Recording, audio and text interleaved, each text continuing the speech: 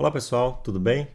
Bom, nesse vídeo aqui eu acho que ele vai ser bem importante, principalmente agora nesse momento que os juros estão altos e muita gente está cometendo esse erro de olhar somente o quanto que um fundo paga. Então eu trouxe essa afirmação aqui que comprar um fundo que paga 1% ao mês não é melhor que comprar um que paga 0,5% ao mês. Quer dizer, não necessariamente vai ser melhor do que você comprar um fundo que paga a metade do rendimento.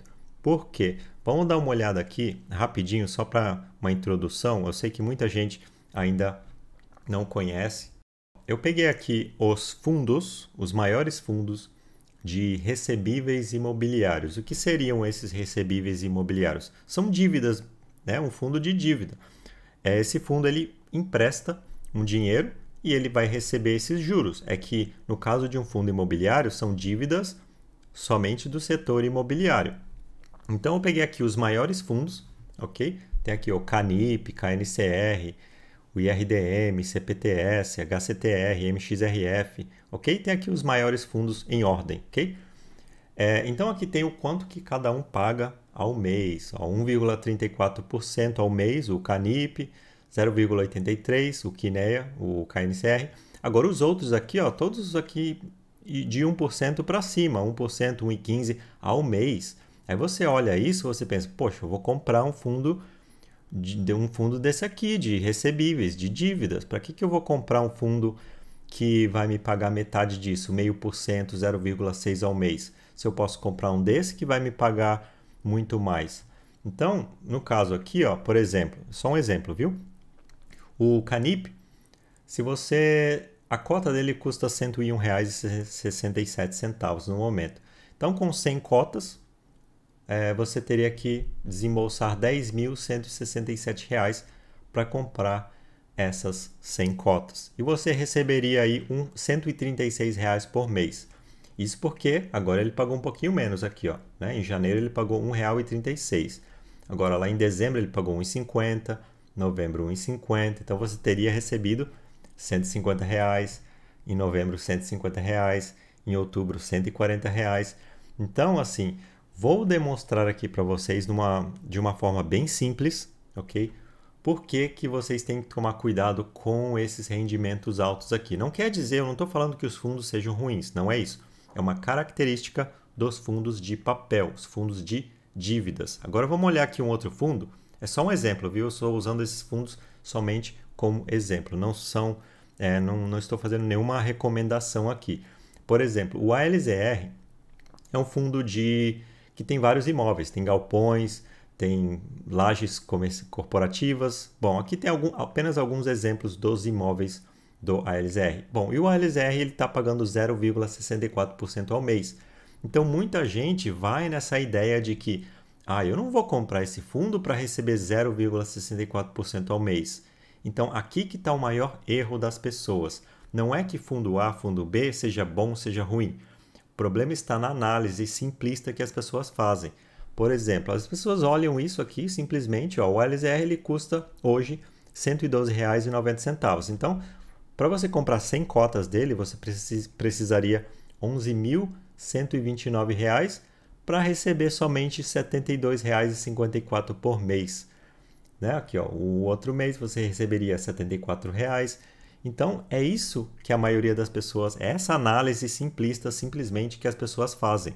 Elas olham, está pagando tanto, não vou comprar esse, vou comprar o outro que está pagando o dobro. Para que eu vou colocar meu dinheiro numa coisa que vai me pagar muito menos?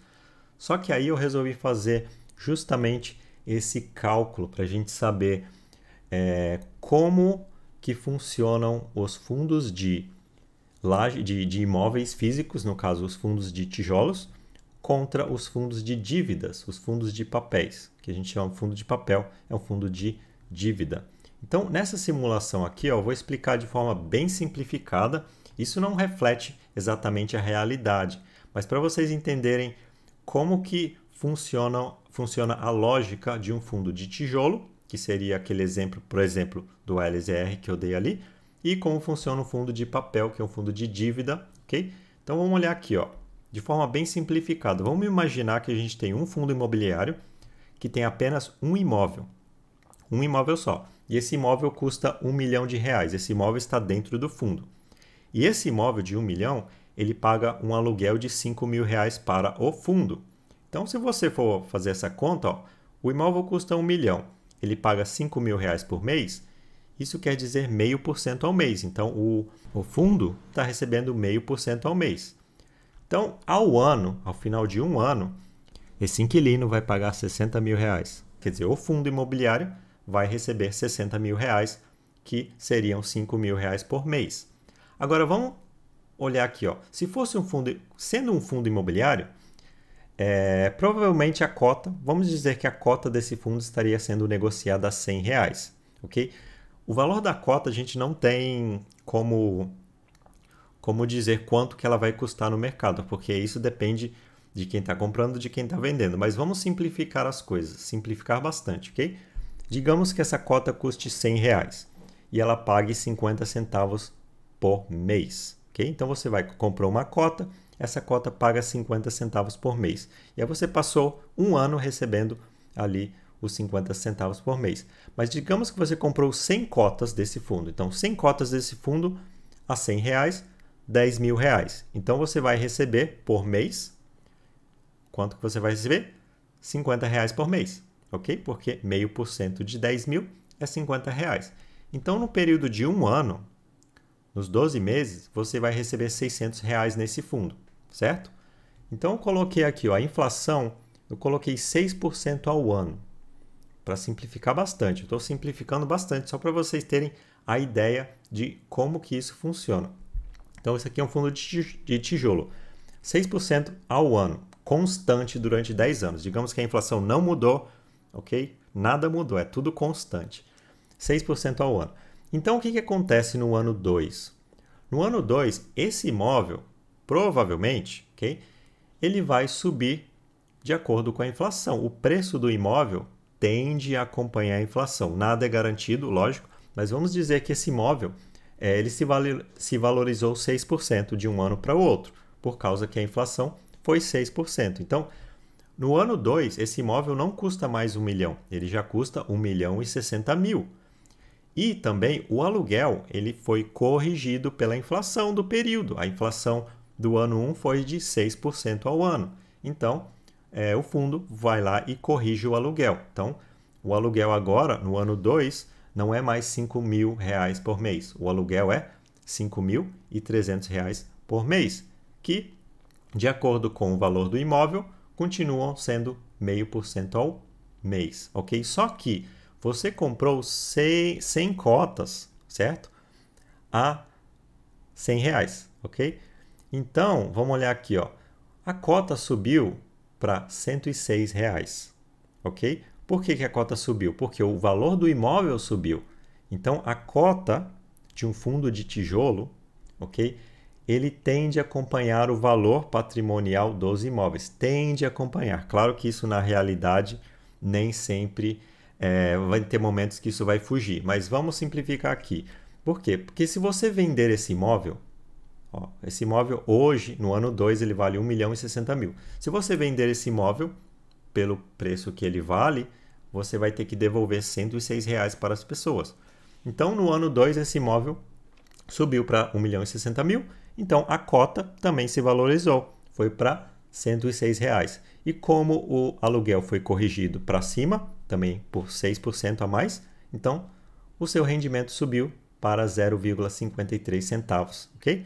Isso acontece ano a ano. Então, digamos que no ano 3, esse imóvel subiu também, foi para 1.123.600 e o aluguel também foi corrigido em 6%, ok? Então, 5.300 ele passou para 5.618 e aí aqui a gente tem, ó, vamos olhar aqui o valor da cota, certo? Então, o imóvel valorizou, o valor da cota valorizou. Então, o aluguel foi corrigido pela inflação e agora você recebe não mais 50 centavos, você recebe 56 centavos.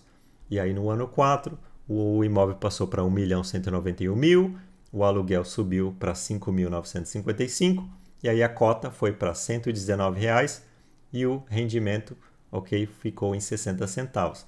E aqui, ó, o ano 5, 1.262.000, o aluguel foi para 6.312, então a cota, digamos que tudo constante, a cota deveria valer R$ 126,25 e você estaria recebendo 63 centavos, certo? Bom, então aqui ó, de valorização, você comprou por R$ 10.000, você estava recebendo R$ 600 por ano. Agora, todas as suas 100 cotas valem R$ 12.624 e você recebe R$ 757 por ano. Olha o que aconteceu. Você está recebendo menos, só que a inflação está sendo acumulada no imóvel. O imóvel está se valorizando não, ele está sobrevivendo à inflação, no caso, né? Ele está corrigindo pela inflação, porque ao longo de 10 anos, provavelmente o imóvel ele vai valer muito mais hoje do que há 10 anos atrás. Agora, vamos olhar aqui, ó, em 10 anos, vamos adiantar aqui, ó, do ano 6 para o ano 10. Ó. Então, ele passou aqui de 1.338.000, ano 7, 1.418.000, ano 8, 1,5 milhão, ano 9, 1.593. No ano 10, esse imóvel, sendo corrigido pela inflação, ele saiu de 1 milhão para 1.689.000.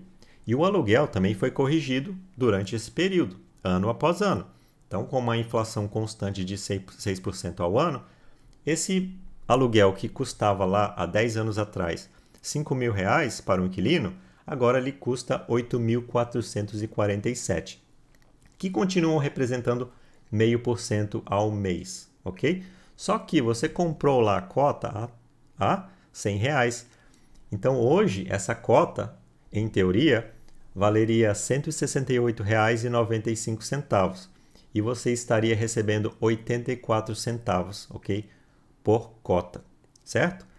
Bom, agora vamos dizer que aqui que vem a comparação entre um fundo de papel e um fundo de tijolos. Se ao final dos 10 anos, digamos que eu esperei 10 anos, aí eu resolvi vender o fundo, certo?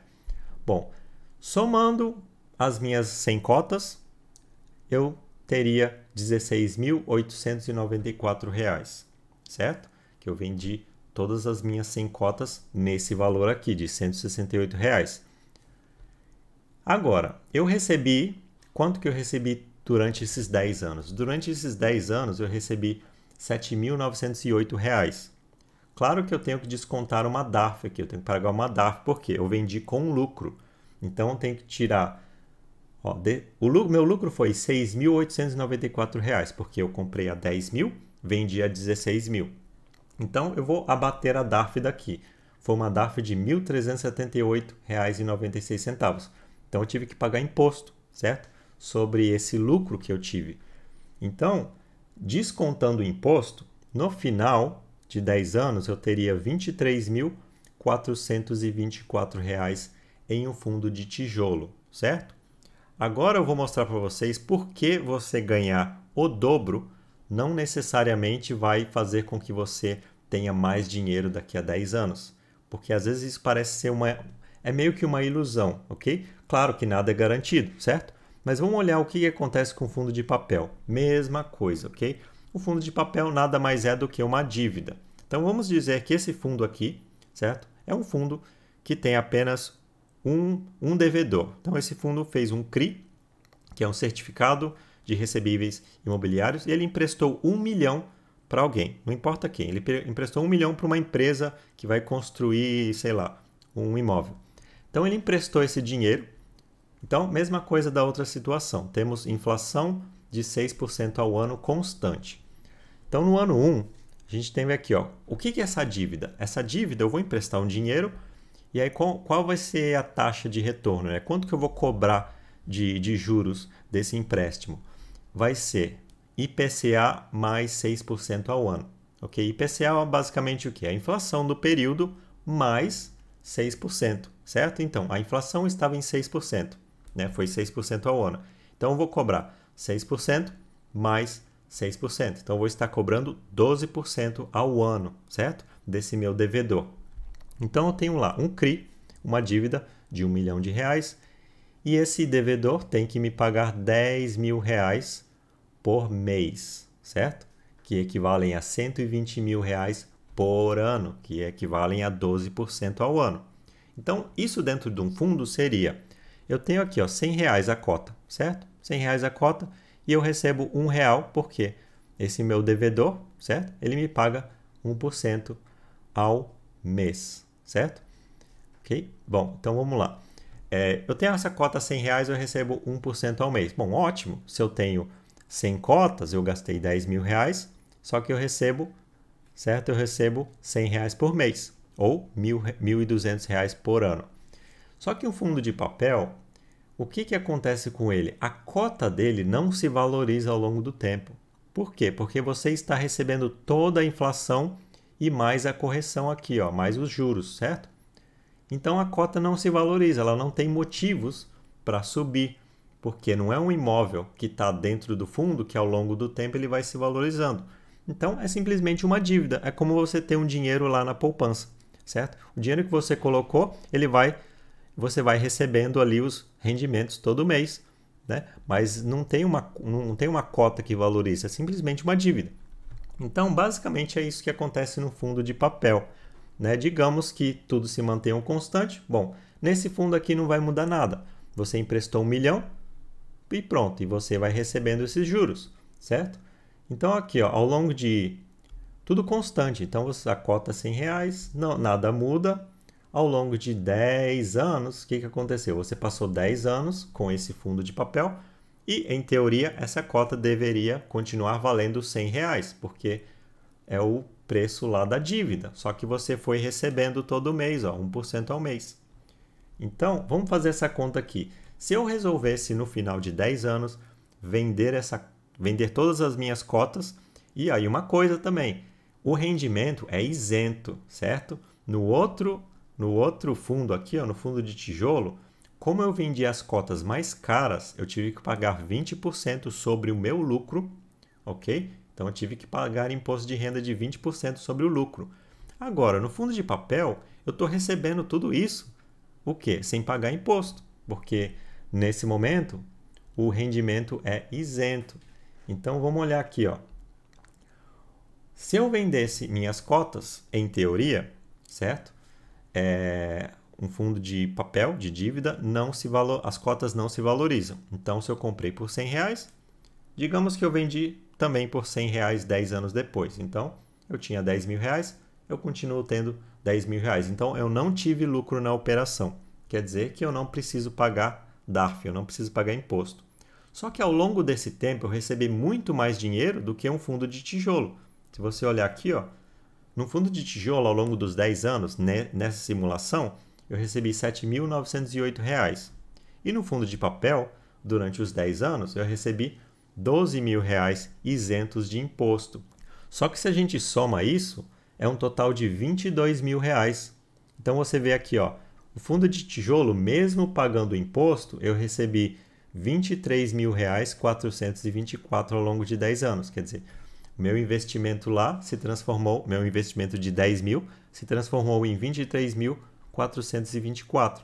E meu investimento de 10 mil num fundo de papel, ao longo de 10 anos, se transformou em R$22.000. E aqui a gente vê, pô, você olha aqui no começo, você olha assim, nossa, está pagando 1%. Só que você está recebendo essa inflação, certo? E essa inflação não está sendo acumulada. Então, sua cota não está valorizando. Então, era isso que eu queria trazer aí para vocês, essa diferença. Então, é uma diferença de 6%. No fundo de tijolo, tudo constante, você teria 6% a mais, certo? E outra coisa, uma coisa que não acontece. Na realidade, o fundo de papel ele oscila de acordo com a inflação. Por exemplo, depois de 5 anos, se a inflação cai, o rendimento também cai. Lembrando que inflação a 6, inflação a 6. Aí chegou lá no ano 5, a inflação caiu para 3%. Você não vai continuar recebendo 1% ao mês. Você vai receber menos, certo? Então, seu rendimento vai cair. Agora, no fundo de tijolo, não necessariamente, certo? Se tudo se manter constante, se a inflação cair, você vai continuar recebendo o seu rendimento aqui. O que vai acontecer é que o valor do aluguel vai ser corrigido Se a inflação era de 6%, ele vai ser corrigido apenas 3%, ok? Então, essa é a ideia de um fundo de tijolo. Claro que se a gente puxar aqui para um prazo mais longo, aí o fundo de papel, o fundo de tijolo, na verdade, vai ter uma vantagem muito maior. Porque imagine isso daqui a 20 anos. Bom, se tudo se manter constante, quanto vai estar essa cota aqui? Vai estar mais de 200, vai estar o quê? Uns 300 reais provavelmente, certo? E você vai estar recebendo o quê? Mais de R$1, talvez R$2, certo? Por quê? Foi acumulando inflação nos imóveis e os aluguéis foram sendo corrigidos pela inflação. Consequentemente, o que você recebe por cota foi subindo. Agora, no fundo de papel, 20 anos depois, não vai mudar nada, ele vai continuar pagando, ou ele vai continuar te pagando 1% ao mês, se essas condições não mudarem, ou ele vai te pagar até menos, se a inflação diminuir. Se a inflação subir, ele vai te pagar mais, porque ele está pagando inflação, basicamente juros, certo? Então, essa é a ideia que as pessoas não veem. No momento, os fundos de recebíveis estão pagando bastante. Por quê? Está pagando bastante? Porque a inflação está alta. Simplesmente isso. Na hora que a inflação cair, o que vai acontecer com os fundos de papéis? Eles vão pagar menos. Simplesmente assim. Ok? Bom, então era essa simulação que eu queria trazer para vocês. Ok? E não analisem somente olhando o rendimento mensal, né? Os fundos de papel eles são bons fundos, certo? É bom você ter uma diversificação. Então, tem o fundo de papel, tem o fundo de tijolos. Só não analise um fundo simplesmente pelo quanto que você está recebendo. Por quê? Porque tem esse problema aí, ó. Os imóveis, ao longo do tempo, eles vão sendo mais caros. Você não vai vender um imóvel que você comprou há 10 anos atrás pelo mesmo preço hoje. Então, ninguém que comprou um imóvel há 10 anos atrás vai vender hoje pelo mesmo preço. Você vai vender por um preço muito mais caro. Ainda mais agora que a inflação está alta, está tudo alto, o preço do cimento, o preço dos materiais de construção estão muito mais caros do que há 10 anos atrás. Então, para você construir um outro imóvel igual àquele que você comprou há 10 anos atrás, vai ficar muito mais caro hoje do que há 10 anos atrás. Por isso que os imóveis se valorizam ao longo do tempo. Claro que há ciclos, ok? Tem ciclos que os imóveis estão em baixa, os aluguéis às vezes são até corrigidos para baixo. Claro que há ciclos de mercado, certo? Tem momentos que os imóveis estão mais em baixas, tem momentos de boom de mercado que os imóveis estão em alta. Então, assim, isso aqui é simplesmente uma simplificação, ok? De forma bem simples, para você visualizar como que isso acontece aí dentro de um fundo. Claro, lembrando, isso aqui não é uma recomendação, é simplesmente uma análise bem simplista, só para você entender na prática como que funciona aí o fundo de tijolo e como funciona um fundo de papel. Então, assim, na prática isso aqui tudo se altera. O valor da cota você não sabe quanto vai estar sendo negociado no mercado, porque aí depende de quem está querendo comprar, quem está querendo vender. Então, essa cota ela vai ficar oscilando, vai cair para 90, vai para 110, vai para 120, vai cair para 70, a gente não sabe.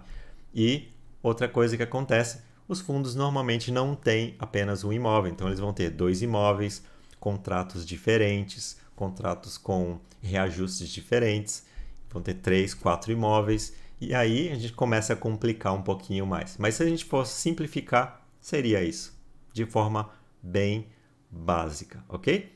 Bom, obrigado pessoal, se vocês gostaram dessa análise aí bem simplista que eu fiz, ok? Deixa o like e até mais. Um abração, tchau!